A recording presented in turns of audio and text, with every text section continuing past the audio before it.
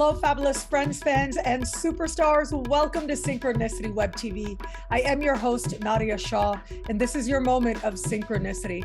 Well, I'm so excited to celebrate with you today Alice Sparkly Cat, who also goes by Ace. Now, don't let the name fool you. This is a person who is brilliant, has written a book that I think is such a game changer. When I read it, it just excited and had the nerd inside of me leaping all over the place.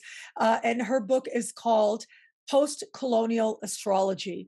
And really, it has so many people looking at astrology dramatically differently than they did before, and hopefully bringing that much more awareness and insight and sensitivity to prediction itself. And so, yes, she's already a trailblazer, already creating this incredible legacy.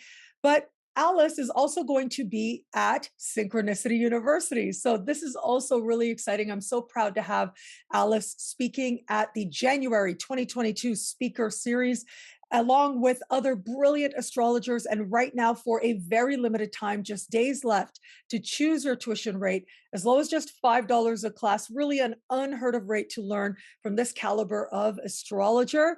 And now we're going to nerd out together. Alice, Ace, welcome. Thank you for being here. Thanks so much for having me. I'm really excited to teach at your school, and to have some fun with people too with the workshop. Yeah, because it is actually a workshop because you're focusing in on Venus in Pisces. So, why did you choose to just focus in on Venus in Pisces? Well, it's one of my favorite times of the year, I think, is whenever Venus goes into Pisces, and it's different every year. So it's a little bit like, oh, when's it gonna happen this year? And then when we were looking at dates for the workshop, it's like, oh, we can do it during Venus and Pisces. Like, let's focus on that. It seems like it was kind of right there, ready for us. Yeah. Yeah, because you'll be teaching during that Venus and Pisces transit. And so, in a way, it becomes about tapping into that energy. Yeah. And Yeah.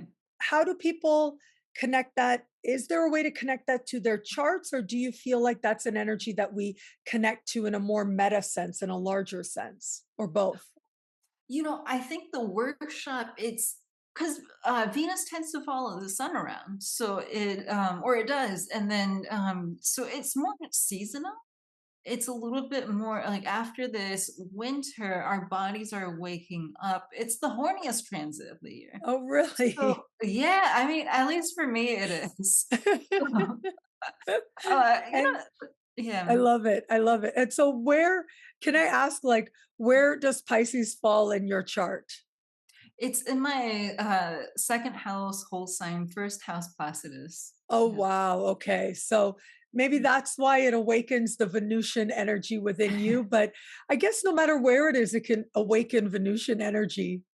Yeah, yeah, Yeah. yeah, totally And true. Yeah, like fifth house transits too, a little bit, but just horny for that. But that, yeah, exalted Venus transit we get every year. I think it's really special.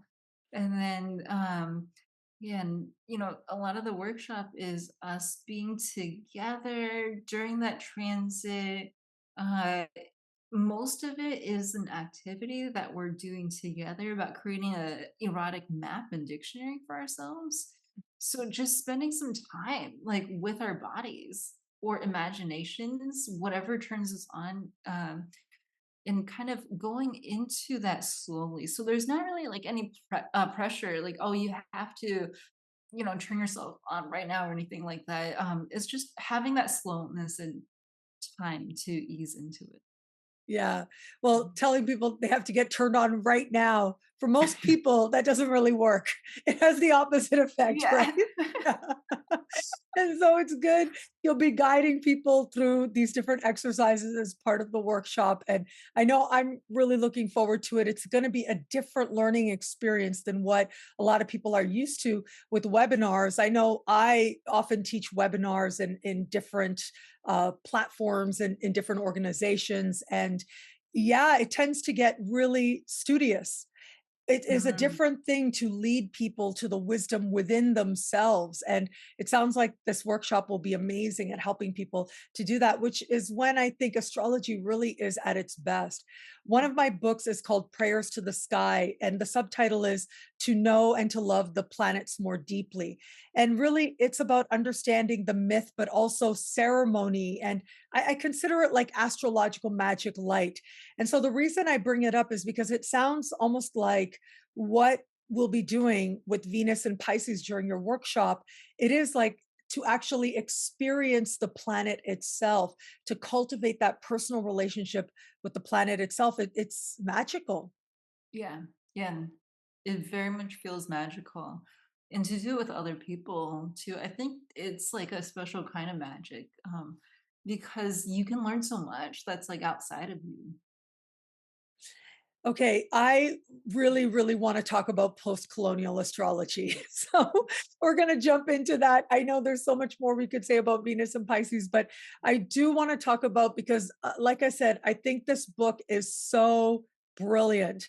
I do have a Sag moon, so when the camera isn't on, there are expletives in there, mixed in there with how much I love this book and how much of a game changer I really think that this book is. And so, when did you start coming across the idea of exploring astrology and how it's connected to colonialism and started to explore what it would mean to move beyond that?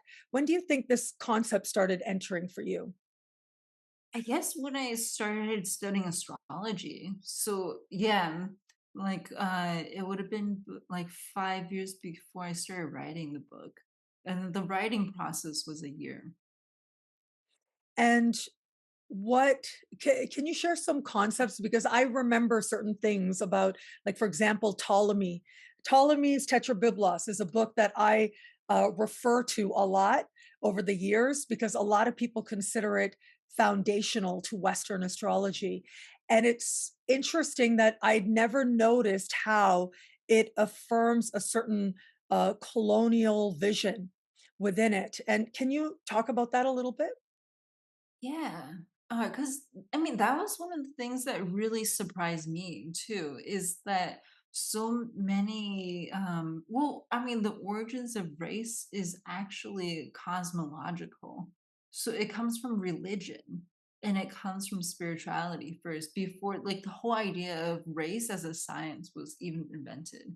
So it was seen as more spiritual. So that was surprising to me too. The project of the book is to look at the seven traditional archetypes, the seven traditional planets in astrology, and to kind of go, hey, these aren't really like free floating apolitical symbols.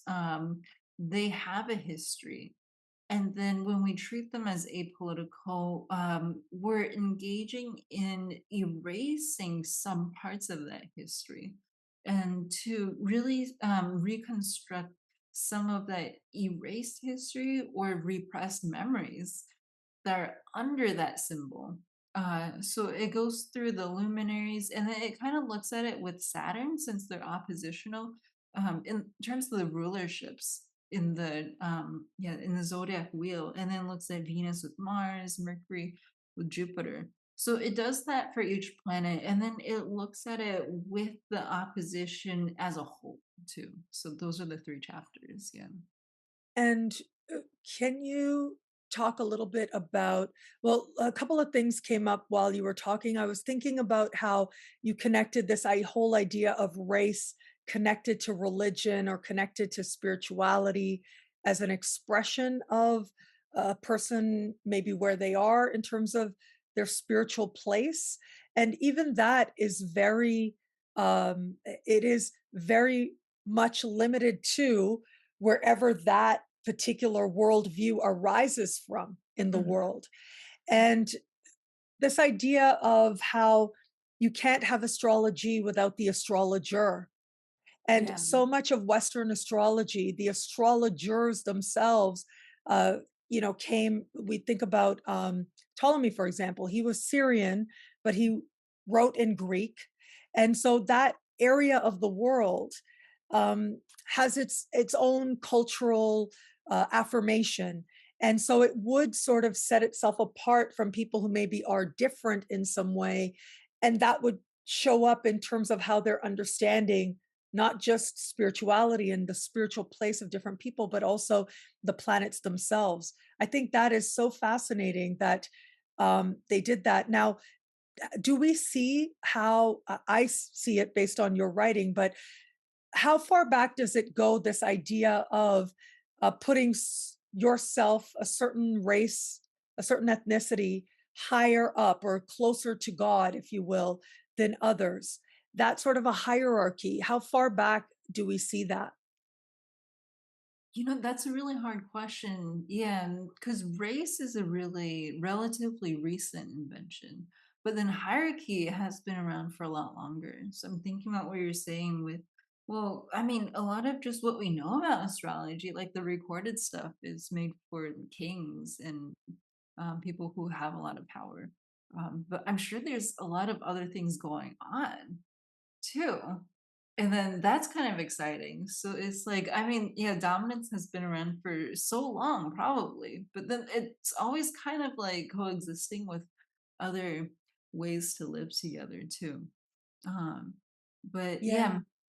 yeah, and it's kind of tricky to look at time, like how long maybe conquest has been going on, because the history of conquest is sometimes like made to seem a lot older than it actually is, even.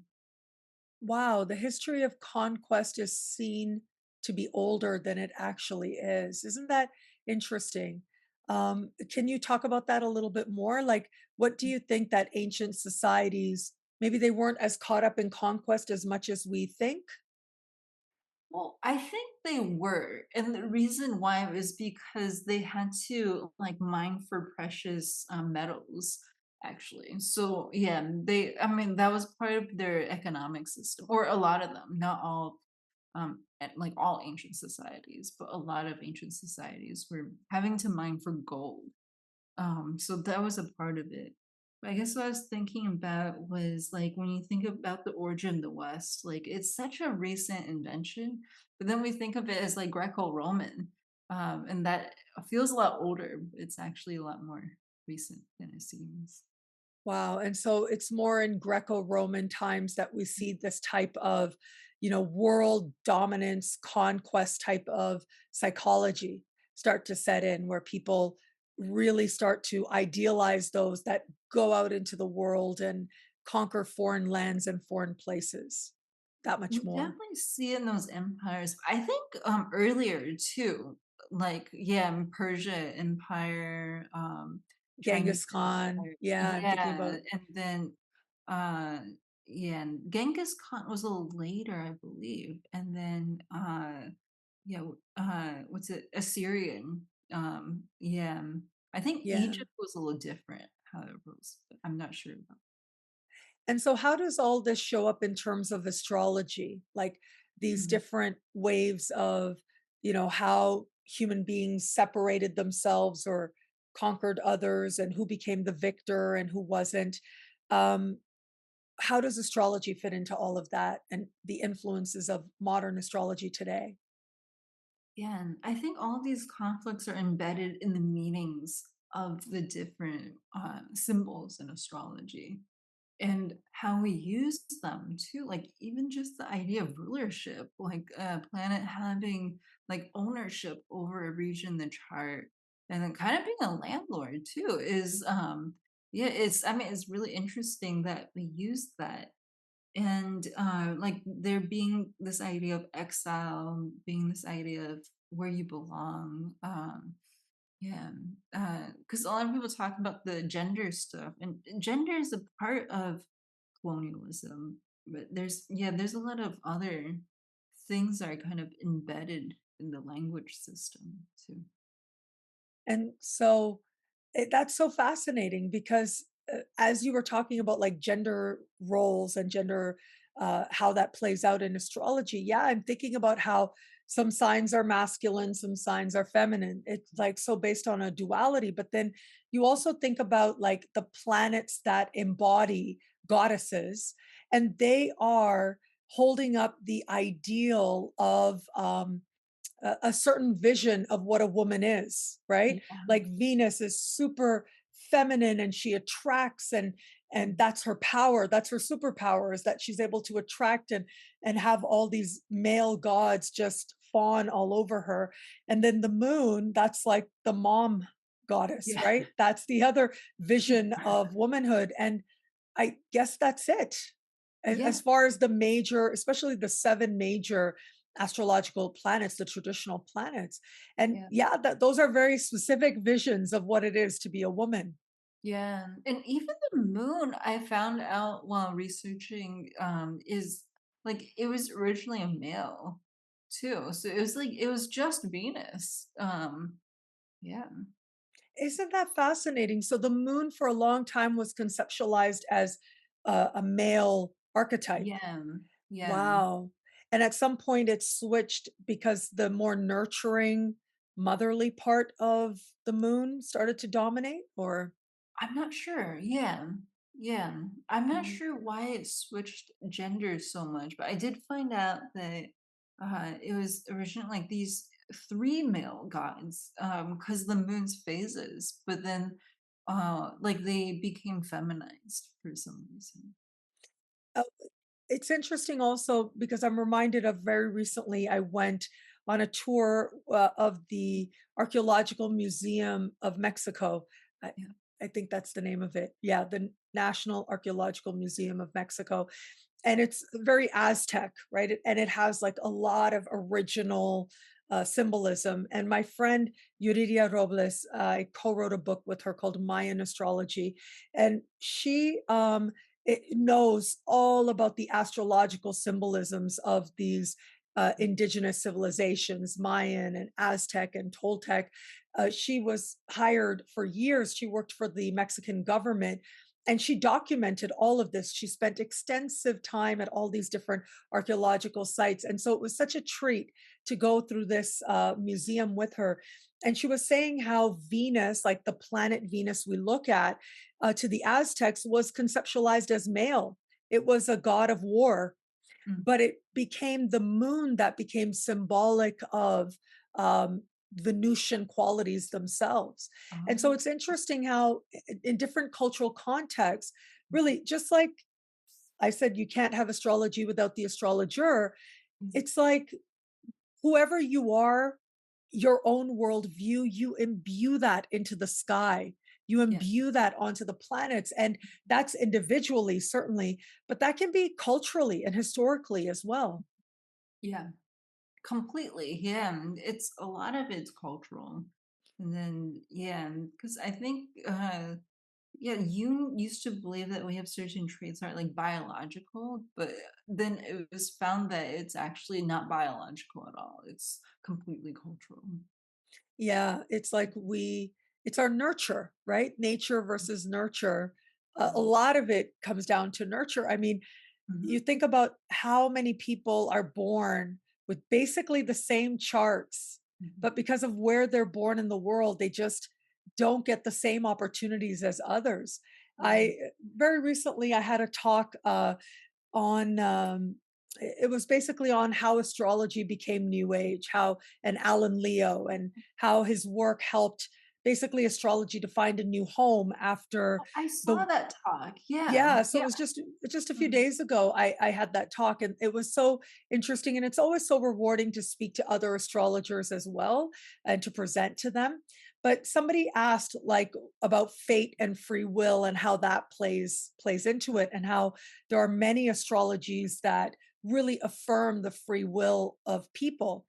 And I was saying at the time that, you know, we can say that, yes, but we also know that, as Ptolemy says in Tetrabiblos at the very beginning, he says the planets, yes, they have an influence according to him, right? They have an influence, but the culture you're born into, the family you're born into, has Yeah. just as much of an influence. And Mhm. so, what happens if you're born into a very different economic space, economic demographic, or a very different place in the world? Where maybe you can't necessarily honor and optimize so many of those placements in the chart. A lot of it does become about the space that you find yourself in. Yeah. That is part of fate. Yeah. Completely. Like we don't have so much free will because we are uh I mean, yeah, we're limited. Yeah. I Yeah, agree. Mhm. we're limited, but we're also, Mhm. um, some of us are less limited than others. Yeah. Yeah. Yeah, Yeah. and that is such a privilege to be able to acknowledge, where it Mhm. is that perhaps we don't experience the same limits that other people do. Yeah. Yeah. Yeah. Yeah. I love that we're even considering this because just this idea of exploring Mhm. an astrology that could be post-colonial, that could be free of these influences of just very rigid ways of understanding the planets and the ways in which they ultimately affirmed certain social roles that were approved, that were okay. To just be able to acknowledge that is the beginning of really breaking free from that and being a part of creating an astrology that really reflects who we've become more and more as modern people, hopefully moving in that direction of freedom from the past and able to just really acknowledge the various parts of us. Yeah, yeah, and it could be really helpful for working with people too, because it's like if you're taking like the idea of like a fighter or something like Mars as a free floating archetype, it might not be as helpful as going, oh, like what is this symbol like really doing for you? Like, do you have anyone in your family who is a veteran? Do you, is your family impacted by imperialism? And then yeah, seeing how these things show up in people's actual histories, so yeah, it can be maybe beneficial for how we work with people as astrologers too.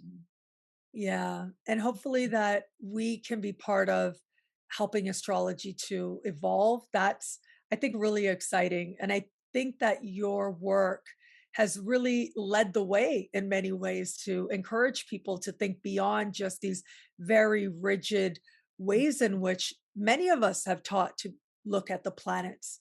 Um, it's either and, it's just a duality, but more and more we live in times of a plurality, and that's part of the excitement. Like, we are so blessed to be able to be in a space where I was just speaking about this the other day to somebody where they were saying, it wasn't that long ago that women couldn't even get a credit card in their own Oh name based on their yeah. own work, couldn't open a bank account in their own name based on their own work.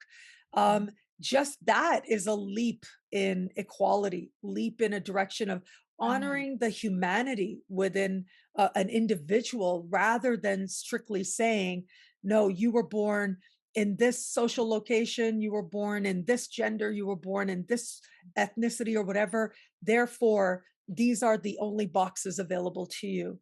The fact Right. that more and more is available to more and more people Mhm. than ever before in human history, really. Even if we have a far way to go, we've come so far. And it's really exciting to see how astrology might reflect that change more and more as well. Yeah. Yeah. Yeah. Yeah. And I did see the thing about like women not being able to have a bank. I think in like 1960s. Yeah. Yeah, I Like, didn't know that. I was like, "Wow." Yeah, that was yeah, I know, right? Because we forget the shoulders on which we stand sometimes, but we are mhm, so blessed that of the sacrifices that so many people made so that we could be who we are today more fully. We could more yeah, fully own whom it is that we are. mm, Yeah. Well, I love that your work is a part of like sort of bringing that spirit of equality and freedom and agency, really, to our understanding of astrology as well. So, just what a wonderful legacy you're creating. And, again, I know that in this interview, we focused a lot more on Ace's book. And yet, I do want to say, Ace is going to be at Synchronicity University for the January 2022 speaker series. And you have just a few days left, literally a few days left to choose your tuition rate, as low as just $5 a class. And Ace's class is going to be really unique in that it is a workshop. It'll help you to tap into Venus in Pisces, Venus exalted in Pisces. So the ancients believed that this is where Venus really loved to be, where she really could bring out her absolute best qualities. So tapping into that consciously, what a treat that is going to be. Ace, Alice, Sparkly Cat, I love the name. Do you love cats? Is that part of the inspiration behind the name? I do, I love cats. Yeah, I chose the name when I was, I think 15, and then trying to find, like, a internet like, AIM screen name, and then this is the name I went with, yeah. I love it. I love it. It suits you so well. Because Thank you you. really are, and your work is sparkles and like a cat, it has wisdom and all of that. It's such a pleasure to get to know you. Thank you for You being here. too. No, thank you for having me. I'm so excited to I mean, yeah, meet everyone who's coming to the workshop too. It's a wet Venus season, and we're gonna do a little sexy hypnosis, do a little discussion, and then just a lot of drawing and mapping with yourself. Oh, I think it'll be fascinating. And I'm also thinking about Jupiter in Aries today, right about Mhm. now, as we're recording, Jupiter is moving into Aries. And that is like a wake up too on a level of desire, on a level of physicality, on level of, what gets your blood going, put it that way. I'm sitting here, yeah, in my period, all my blood's really going today. Well, I'm glad that you shared this moment of wisdom, of letting it all flow. It is just so lovely. Thank you so much again, Alice, for being here. No, thank you. Yeah, I'm so excited. And thank you, everybody out there, for watching. Until we connect again, take care. Bye.